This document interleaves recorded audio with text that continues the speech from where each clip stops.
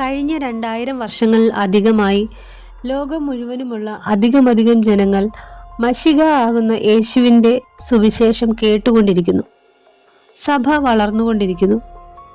ലോകാവസാനത്തിൽ താൻ മടങ്ങി വരുമെന്ന് യേശു വാഗ്ദത്തം ചെയ്തിരിക്കുന്നു. ഇതുവരെയും താൻ മടങ്ങി വന്നിട്ടില്ലെങ്കിൽ പോലും കർത്താവ് തൻ്റെ വാഗ്ദത്തം നിറവേറ്റും. യേശുവിൻ്റെ മടങ്ങിവരവിനായി നാം കാത്തിരിക്കുമ്പോൾ ദൈവം നമ്മിൽ ആഗ്രഹിക്കുന്നത് വിശുദ്ധവും തന്നെ ബഹുമാനിക്കുന്നതുമായ രീതിയിൽ ജീവിക്കണം എന്നാണ്. മാത്രമല്ല, അവിടുന്ന് നാം തൻ്റെ രാജ്യത്തെക്കുറിച്ച് മറ്റുള്ളവരോട് പ്രസ്താവിക്കണമെന്നും ആവശ്യപ്പെടുന്നു. യേശു ഭൂമിയിലായിരിക്കുമ്പോൾ പറഞ്ഞത്, എൻ്റെ ശിഷ്യന്മാർ ദൈവത്തിൻ്റെ രാജ്യത്തെക്കുറിച്ച് ലോകത്തിലുള്ള സകല സ്ഥലങ്ങളിലുമുള്ള ജനങ്ങളോടും ദൈവരാജ്യത്തിൻ്റെ സുവിശേഷം പ്രസംഗിക്കും. അപ്പോൾ അവസാനം വരും. വെളിപ്പാട് പുസ്തകം 22-ാം അധ്യായം അതിൻ്റെ 20-ാം വാക്യത്തിൽ വായിക്കുന്നത്, ഇത് സാക്ഷീകരിക്കുന്നവൻ അതെ ഞാൻ വേഗം വരുന്നു എന്ന് അരുളി ചെയ്യുന്നു. ആമേൻ. കർത്താവായ യേശുവേ, വേഗം വരണമേ. ഇപ്പോഴും പല ജനവിഭാഗങ്ങളും യേശുവിനെ കുറിച്ച് കേട്ടിട്ടില്ല. അവിടുന്ന് സ്വർഗത്തിലേക്ക് മടങ്ങി പോകുന്നതിന് മുൻപ് ക്രിസ്ത്യാനികളോട് പറഞ്ഞത് ഒരിക്കലും കേട്ടിട്ടില്ലാത്ത ജനത്തോട് സുവിശേഷം അറിയിക്കുക എന്നാണ്. ദൈവം പറഞ്ഞത്, പോയി സകല ജനവിഭാഗങ്ങളെയും ശിഷ്യരാക്കിക്കൊള്ളുക, വയലുകൾ കൊയ്ത്തിന് പാകമായിരിക്കുന്നു എന്നാണ്. യേശു പറഞ്ഞ മറ്റൊരു കാര്യം, ഒരു മനുഷ്യന്റെ വേലക്കാരൻ തൻ്റെ യജമാനനേക്കാൾ വലിയവനല്ല. ഈ ലോകത്തിലെ പ്രധാനികൾ എന്നെ പകച്ചു. അവർ നിങ്ങളെയും എൻ്റെ നിമിത്തം പീഡിപ്പിക്കുകയും കൊല്ലുകയും ചെയ്യും. ഈ ലോകത്തിൽ നിങ്ങൾ കഷ്ടപ്പെടും, എന്നാൽ ധൈര്യപ്പെടുക. എന്തുകൊണ്ടെന്നാൽ ഞാൻ ഈ ലോകത്തെ ഭരിക്കുന്നവനായ സാത്താനെ തോൽപ്പിച്ചിരിക്കുന്നു. വെളിപ്പാട് പുസ്തകം 20-ാം അധ്യായം അതിൻ്റെ 10-ാം വാക്യത്തിൽ വായിക്കുന്നത്, അവരെ വഞ്ചിച്ച പിശാചിനെ മൃഗവും കള്ളപ്രവാചകനും കിടക്കുന്ന ഗന്ധത്തീപ്പൊയ്കയിലേക്ക് തള്ളിയിടും. അവർ എന്നേക്കും രാപ്പകൽ ദണ്ഡനം സഹിക്കേണ്ടി വരും. ലോകാവസാനം സംഭവിക്കുമ്പോൾ ജനങ്ങൾക്ക് എന്ത് സംഭവിക്കുമെന്ന് വിശദീകരിക്കുന്ന ഒരു ഉപമ യേശു ശിഷ്യന്മാരോട് പറഞ്ഞു. യേശു പറഞ്ഞത്, ഒരു മനുഷ്യൻ തൻ്റെ വയലിൽ നല്ല വിത്ത് വിതച്ചു. താൻ ഉറങ്ങുന്ന സമയം തൻ്റെ ശത്രു ഗോതമ്പ് വിത്തുകൾക്കിടയിൽ കളകളുടെ വിത്ത് പാകിയിട്ട് അവൻ പോയി. ചെടി മുളച്ചപ്പോൾ ആ മനുഷ്യന്റെ ദാസന്മാർ തന്നോട്, യജമാനനെ, താങ്കൾ വയലിൽ നല്ല വിത്ത് വിതച്ചു, എന്നാൽ കളകൾ ഇതിൽ എന്തുകൊണ്ട് മുളച്ചു വന്നു എന്ന് ചോദിച്ചു. ആ മനുഷ്യൻ മറുപടിയായി, എൻ്റെ ശത്രുക്കൾ ഒരാളാണ് അവ വിതയ്ക്കണമെന്ന് ആഗ്രഹിക്കൂ. എൻ്റെ ശത്രുക്കളിൽ ഒരാൾ ആയിരിക്കും ഇത് ചെയ്തത് എന്ന് പറഞ്ഞു. ദാസന്മാർ യജമാനനോട് പ്രതികരിച്ചു, ഞങ്ങൾ കളകളെ പറിച്ചു കളയട്ടെ എന്ന് ചോദിച്ചു. യജമാനൻ അവരോട്, വേണ്ട, നിങ്ങൾ ഇങ്ങനെ ചെയ്താൽ നിങ്ങൾ ഗോതമ്പ് കൂടെ പറിച്ചെടുക്കുവാൻ ഇടയാകും. കൊയ്ത്ത് വരെ കാത്തിരിക്കാം. അപ്പോൾ കളകളെ കൂമ്പാരമായി കൂട്ടി നിങ്ങൾക്ക് അവയെ കത്തിച്ചു കളയാം. എന്നാൽ ഗോതമ്പ് എൻ്റെ കളപ്പുരയിൽ കൊണ്ടുവരികയും വേണം. മത്തായിയുടെ സുവിശേഷം 13-ാം അധ്യായം അതിൻ്റെ 24 മുതൽ ഉള്ള വാക്യങ്ങളിലാണ് ഈ ഉപമ നമുക്ക് കാണുവാൻ സാധിക്കുന്നത്. ശിഷ്യന്മാർക്ക് ഈ കഥയുടെ അർത്ഥം എന്തെന്ന് മനസ്സിലായില്ല. ആയതിനാൽ അവർ യേശുവിനോട് അത് വിശദീകരിക്കുവാൻ ആവശ്യപ്പെട്ടു. യേശു അവരോട് പറഞ്ഞത്, ആ നല്ല വിത്ത് വിതച്ച മനുഷ്യൻ മശിഹയെ പ്രതിനിധീകരിക്കുന്നു.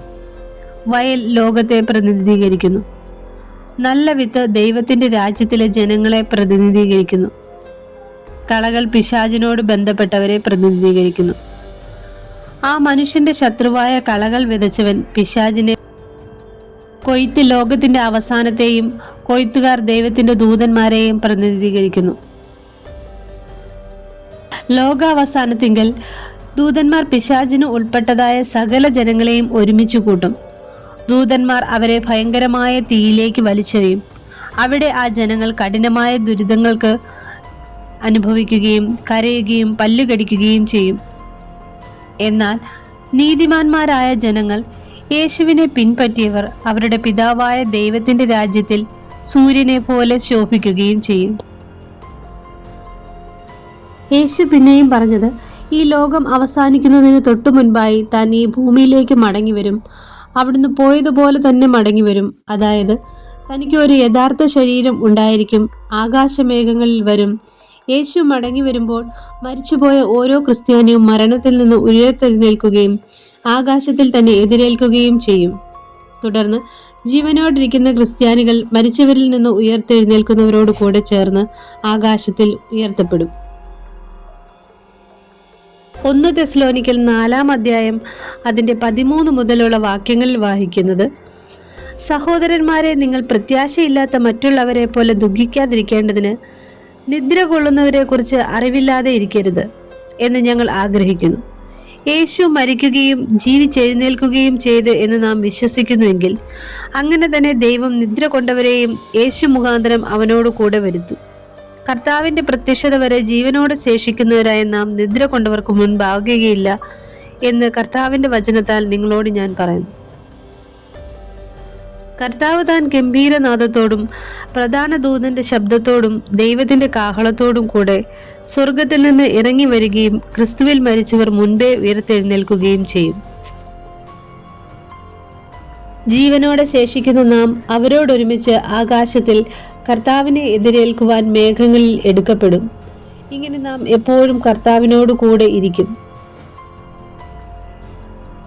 തന്നിൽ വിശ്വസിക്കുന്ന ഏവർക്കും ഒരു കിരീടം നൽകുമെന്ന് യേശു വാഗ്ദത്തം ചെയ്തിട്ടുണ്ട്. അവർ ദൈവത്തോടു കൂടെ ചേർന്ന് സകലത്തെയും സദാകാലങ്ങൾക്കുമായി ഭരിക്കും. അവർക്ക് പൂർണ്ണതയുള്ള സമാധാനം ഉണ്ടായിരിക്കും. വെളിപ്പാട് പുസ്തകം 2 അധ്യായം അതിൻ്റെ 10 വാക്യത്തിൽ ഇങ്ങനെ വായിക്കുന്നു: നീ സഹിക്കുവാനുള്ളത് പേടിക്കേണ്ട.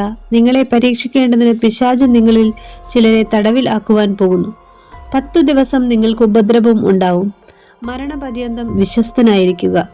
എന്നാൽ ഞാൻ ജീവകിരീടം നിനക്ക് തരും. ആത്മാവ് സഭകളോട് പറയുന്നത് എന്തെന്ന് ചെവിയുള്ളവൻ കേൾക്കട്ടെ. ജയിക്കുന്നവന് 2ാം മരണത്താൽ ദോഷം വരികയില്ല. എന്നാൽ യേശുവിൽ വിശ്വസിക്കാതിരുന്ന സകലരെയും ദൈവം ന്യായം വിധിക്കും. ദൈവം അവരെ നരകത്തിൽ എറിഞ്ഞുകളയും. അവിടെ അവർ കരയുകയും പല്ലുകടിക്കുകയും എന്നേക്കുമായി യാതന അനുഭവിക്കുകയും ചെയ്യും. ഒരിക്കലും അണഞ്ഞു പോകാത്ത അഗ്നിയാൽ അവർ ചുട്ടരിക്കപ്പെടുകയും അവരുടെ പുഴു അവരെ തിന്നുകൊണ്ടിരിക്കുന്നത് ഒരിക്കലും അവസാനിക്കാതെ ഇരിക്കുകയും ചെയ്യും. യേശു മടങ്ങി വരുമ്പോൾ അവിടുന്ന് സാത്താനെയും അവൻ്റെ രാജ്യത്തെയും പൂർണ്ണമായും നശിപ്പിക്കും. അവിടുന്ന് സാത്താനെ നരകത്തിൽ എറിഞ്ഞുകളയും.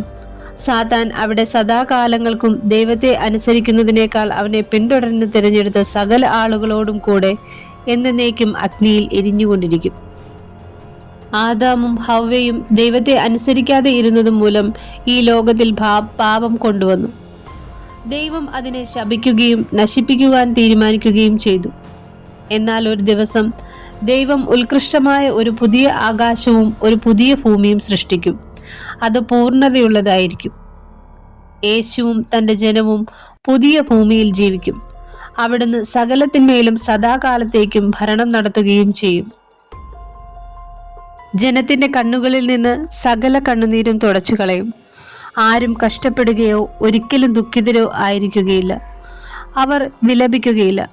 അവിടെ രോഗികളാകുകയോ മരിക്കുകയോ ചെയ്യുകയില്ല. അവിടെ യാതൊരു ദുഷ്ടതയും ഉണ്ടായിരിക്കുകയില്ല. വെളിപ്പാട് പുസ്തകം 21 അധ്യായം അതിൻ്റെ 3 അധ്യായം മുതൽ ഇങ്ങനെ വായിക്കുന്നു: സിംഹാസനത്തിൽ നിന്ന് ഒരു മഹാശബ്ദം പറയുന്നതായി ഞാൻ കേട്ടത്: ഇതാ, മനുഷ്യരോടു കൂടെ ദൈവത്തിന്റെ കൂടാരം. അവൻ അവരോടു കൂടെ വസിക്കും. അവർ അവന്റെ ജനമായിരിക്കും. ദൈവം താൻ അവരുടെ ദൈവമായി അവരോടു കൂടെ ഇരിക്കും. അവൻ അവരുടെ കണ്ണിൽ നിന്ന് കണ്ണുനീർ എല്ലാം തുടച്ചു കളയും. ഇനി മരണം ഉണ്ടാവുകയില്ല. ദുഃഖവും മുറവിളിയും കഷ്ടതയും ഇനി ഉണ്ടാവുകയില്ല. ഒന്നാമത്തേത് കഴിഞ്ഞുപോയി.